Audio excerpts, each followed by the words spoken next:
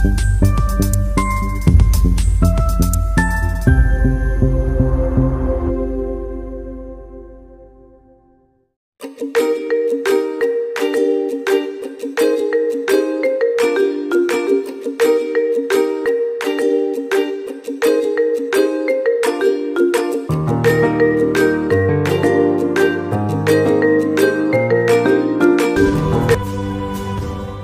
Sir ఇవన్నీ ఏం చేయమంటారు రిపీటెడ్ని వండుకోమంటారా?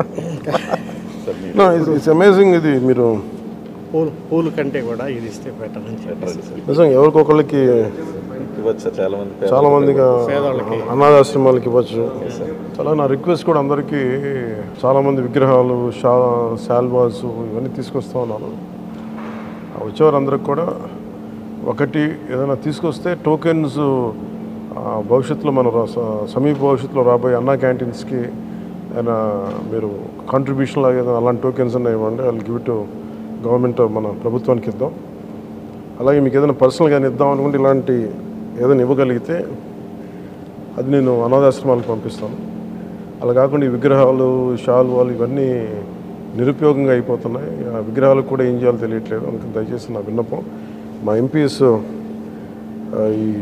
ఇది స్టార్ట్ చేశారు, ఇనిషియేట్ చేశారు. ఇట్లా మనస్ఫూర్తిగా వారి స్ఫూర్తిని తీసుకొని అందరిని దయచేసి కూరగాయలు ఇవ్వని కాదు కానీ ఫ్లవర్ బుకేస్తో మనీ వేస్ట్ చేయొద్దు, విగ్రహాల కోసం ఇబ్బంది పడద్దు, షాల్స్ కూడా తేకండి. నా రిక్వెస్ట్ ఒకటి.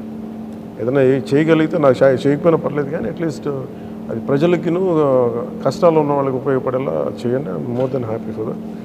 Thank you sir. Thank you.